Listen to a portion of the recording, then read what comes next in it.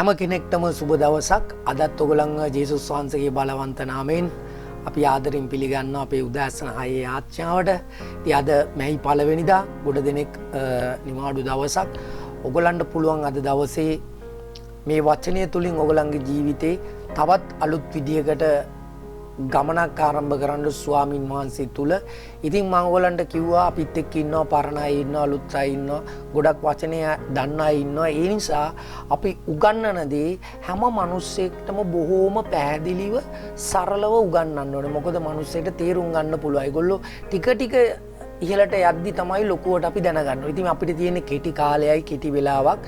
මේ උදෑසන අපි දෙවියන් වහන්සේගේ වචනයෙන් නිවැරදි වෙන්න යනවා. මේ වචනය තේරුම් අරන් ඇතුළට දාගන්න. මොකද මෙතන ඉන්නවා විවිධ ස්ථාන වලට ගිය අය, විවිධ විදියට යාත්‍රා කරන අය, හාස්කම් වෙච්ච අය ඉන්නවා, නැති වුණ අය ඉන්නවා. නමුත් ජීවිතේ ඉස්සරහට යන්න බැරි අය ඉන්නවා. රෝග වෙලා ඉන්න අය ඉන්නවා. ඉතින් මේ හැම දිනාටම මේ පණිවිඩය ඔයගොල්ලන්ගේ ජීවිතේට නාසරෙත් නුවර ජේසුස් වහන්සේගේ නාමයෙන් හාස්කමක් ඇති කරයි කියලා මම විශ්වාස කරනවා. මොකද දෙවියන් වහන්සේගේ වචනේ තමයි දැන් දෙවියන් වහන්සේගේ බලය තියලා තියෙන්නේ. ඒ නිසායි අපි ඔයගොල්ලන්ට වචනය ගැනම නිරන්තරයෙන් කතා කරන්නේ. වචනය කෙනෙක් දන්නේ නැත්නම් ඒක ලොකු ගැටලුවක් ජීවිතේ. ඉතින් මතක තියාගන්න අපි මීට උදෑසන අපි කතා කරා පරම්පරාගත අපිට ශාප නැහැ කියලා. එහෙනම් අපිට මොනවද තියෙන්නේ? අපිට ජේසුස් වහන්සේ පිළිගත්තාම පරම්පරාවෙන් එන ආශිර්වාද හම්බ වෙනවා. පැරණි ගිවිසුමේ අපි උදාහරණයකට කල්පනා කරලා බැලුවොත් ආදම් සහ ඒවගේ වැටීමෙන් පස්සේ දෙවියන් වහන්සේ මනුෂ්‍යයට ආශිර්වාද කරේ නැද්ද? ආශිර්වාද කරා. පාපය තිබ්බා, මරණය තිබ්බා, මිනිස්සු වැරදි කළා.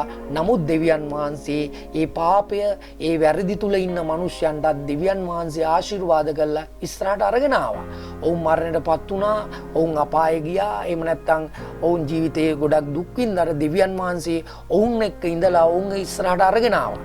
ඉතින් කොයි වගේ පරම්පරාවක්ද අපි පොළවේ දෙවියන් වහන්සේ බිහි කරලා තියෙන්නේ? පැරණි ගිවිසුමේ ඉඳන් අපි බැලුවොත් අපි හිතමු අබ්‍රහම්. එයත් එක්ක දෙවියන් වහන්සේ ඉඳලා යාට ගොඩක් ආශිර්වාද කළා ඉස්සරහට ගෙනාවා. අදටත් ඒ ගැන කතා කරනවා. ඒ වංශය අපිට තියෙනවා.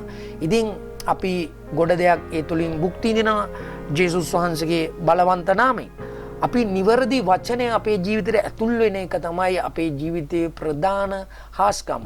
අබ්‍රහම් ඉන්නවා, ඊට පස්සේ ඊසක්, යාකොබ්, ඔය මං කියන්නේ ඔයගලන්ට තව ගොඩක් අය ඉන්නවා නම් මතකයි. යේෂුවා, මෝසස්, මෙයාට දෙවියන් වහන්සේ ආශිර්වාද කළා. ඔවුන්ට පරම්පරාගත ශාපයක් කියලා ලොකු දෙයකට උන් මුණ දීලා තිබුණේ නැහැ. දෙවියන් වහන්සේ උන් ඉස්සරහට අරන් ආවා. රයිට්. ඔවුන් පරණ ශාප බන්ධන ගිය අපේ මෙහෙම කඩන්න ස්වාමිනී මෙහෙම යාඥා කර ආවේ නැහැ. දෙවියන් වහන්සේ උන්ගේ ජීවිතේට ආපු ප්‍රශ්න වලට උත්තර දුන්නා. මේක පුදුම අවාසනාවන්ත කරුණක් තමයි මේක තියෙන්නේ. මේ ජේසුස් වහන්සේ පිළි අරගෙනත් කිතුණුවන්ට තියෙනවා මේ පරම්පරාගත ශාප, පරම්පරාගත ආශිර්වාද නැහැ. මොකද්ද මේකට හේතුව? වචනේ දන්න නිසා. බයිබලයේ සම්සම් ගොඩක් දේවල් වලට මුහුණ දුන්නා. නමුත් දෙවියන් වහන්සේ ඌත් එක්ක ඉඳලා ඌට ආශිර්වාද කළා. ඌ ජයග්‍රහණය කරපු තැන් ගොඩක් තියෙනවා. ගිඩියොන් ඉන්නවා. ඒගොල්ලෝ දින්න දාවිත් ඉන්නවා. දාවිත් මොනතරම් අතපසුවීම සිද්ධ වුණා. දෙවියන් වහන්සේ කිව්වා මගේ හදවතේ මිනිසයා කියලා. සලමන් රජතුමා ඉන්නවා. දෙවියන් වහන්සේ උන් ආශිර්වාද කළා ඉස්සරහට ගෙනාවා. තව බයිබලයේ කියනවා හේබ්‍රව පොතට එද්දි දෙයිල්ල ගැන කතා කරද්දි ගොඩක් දෙනෙක් ඉන්නවා. බයිබලයේ කියනවා එනොක් කියලා කෙනෙක් හිටියා. ඕ දෙවියන් වහන්සේ අරන් ගියා. එලියා, එලිෂා. ඉතින් ගොඩ දෙනෙක්ට පැරණි ගිවිසුමේ දෙවියන් වහන්සේ ආශිර්වාද කරා. අපි දකින්න ඕනේ පැරණි ගිවිසුමේ දෙවියන් වහන්සේගේ ඒ පරම්පරාව. දෙවියන් වහන්සේ ඉදිරියට එයාගේ වචනය, එයාගේ දර්ශනය, එයාගේ බලය, එයාගේ ප්‍රේමය අරන් ආපු විදිය කොයිතරම් දුරට යනවා. අලුත් ගිවිසුමට එද්දී අපි දකිනවා දෙවියන් වහන්සේගේ පුත්‍ර නාසරෙත් නුවර ජේසුස් වහන්සේගෙන් අපිට ලැබුණු ආශිර්වාද. ජේසුස් වහන්සේ පේදුරු තුමා ගාවට ගියා. ජේසුස් වහන්සේ ඔහුට කතා කරා. ජේසුස් වහන්සේ ඔහුට ආශිර්වාද කරා. මොකද්ද පේදුරු ගාවට ජේසුස් වහන්සේ ගිහිල්ලා කිව්වා ඔයා දැල අතරින්න ගොඩක් මිනිස්සු දිනන්න යනවා කියලා. ඒක හොඳට මතක තියාගන්න. ඉතින් අදටත් පේදුරුතුමාගේ ජීවිත කතාවෙන් ගොඩක් දේවල් අපි ඉගෙනගෙන අපි ආශිර්වාද භුක්ති විඳින්න පුළුවන් වෙන්න ඕනේ. අපි පැරණි ගිවිසුමේ අයගෙන් ලබා ගන්නවා යම් ආශිර්වාදයක්. මොකද්ද අපි ලබා ගන්න ආශිර්වාදය? ඒගොල්ලෝ දෙවියන් වහන්සේ ඉදිරියට ගෙනාපු විදිය අපි මෙනෙහි කරද්දී අපි ඒ වචන ඉගෙන ගද්දී ඒක අපිට ලොකු ආශිර්වාදයක් වෙනවා. මේ ජීවිතේ ගොඩක් ආශිර්වාද වලට හේතු වෙනවා. ඒක හොඳට මතක තියාගන්න. right? ඉතින් ජේසුස් වහන්සේ ගෝලයෝ ඉදිරියට ආපු විදිය පොඩ්ඩක් කල්පනා කරලා බලන්න. අද ඒගොල්ලන්ගේ නම් රන් අකුරෙන් ලියවිලා තියෙනවා මේ ලෝකේ.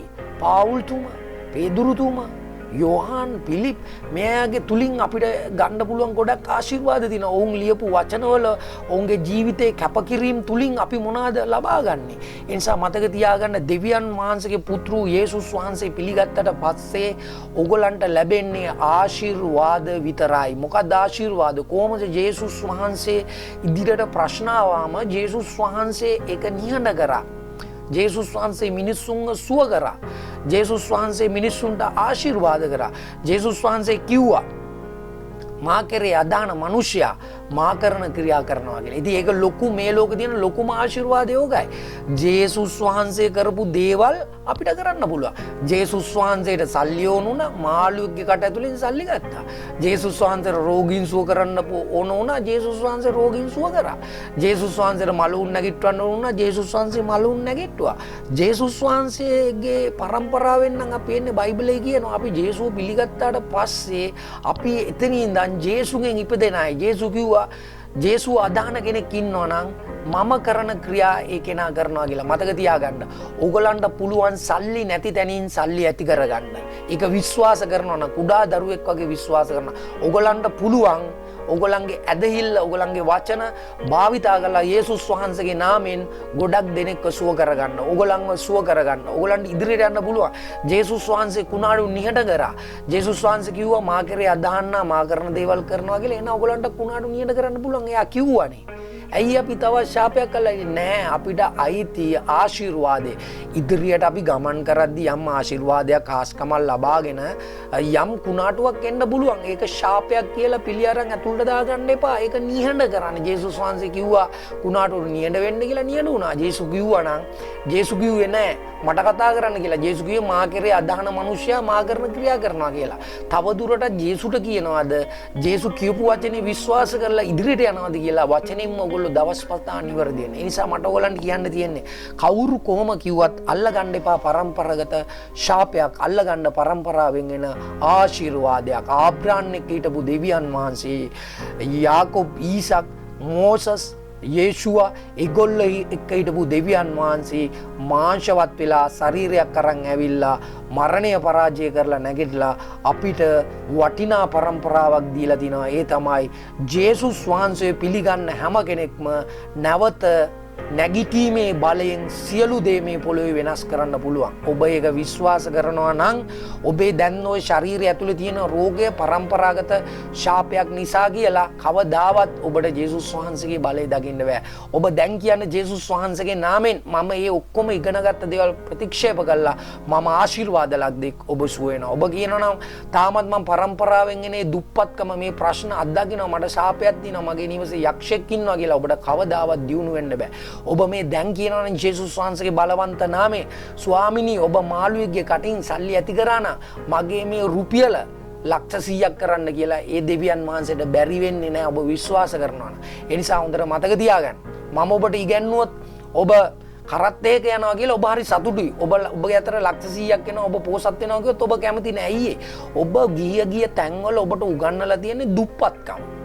ඔබ බයිසිකලයක් එට ගන්නවා කිව්වොත් පුට්සයිකලයක් ගන්නවා කිව්වොත් සතුටුයි. ඔබට කාර් එකක් ගන්නවා කිව්වොත් ඔබ සතුටු නෑ. ඇයි ඔබ ඉගෙනගෙන තියෙන්නේම වැරදි දේවල්. ඔබ ඉගෙන තියෙන දුප්පත්කම, ශාපය, පාපය මිනිස්සුන්ගේ ඔලු ගෙඩි පුරෝලා තියන්නේ නොදන්නා කමින් ගොඩක් අය දෙවියන් වහන්සේගේ වචනේ අරගෙන ඔන්න ඔය විදිහට. අන්න ඒ නිසා තමයි ඔබට බලය දකින්න බැරි. සිස්ටර් බ්‍රදර් ඔබ පරම්පරාගත ආශිර්වාදයේ උරුම කරගත්ත කෙනෙක්. මේ ලෝකයේ මවන්නත් කලින් දෙවියන් වහන්සේ මේ පොළොවේ රස භුක්ති විඳින්න තෝරගත්ත කෙනෙක්. ඒ නිසා අද ඉඳන් ඔබේ ගමන ඉදිරියටත් ඉහළටත් විතරයි. ඒක විශ්වාස කරන්න, ඒක විශ්වාස කරන්න, මේ වචනට ඇහුම්කන් දෙන්න. ඔබේ ජීවිතේ තවත් සාර්ථක වෙනවා. ඔබට තියෙන්නේ පරම්පරාගත ආශිර්වාදයක් පමණයි. නාසරෙත් නුවර ජේසුස් වහන්සේගේ අතිඋතුම් බලවන්ත සුද නාමයෙන්.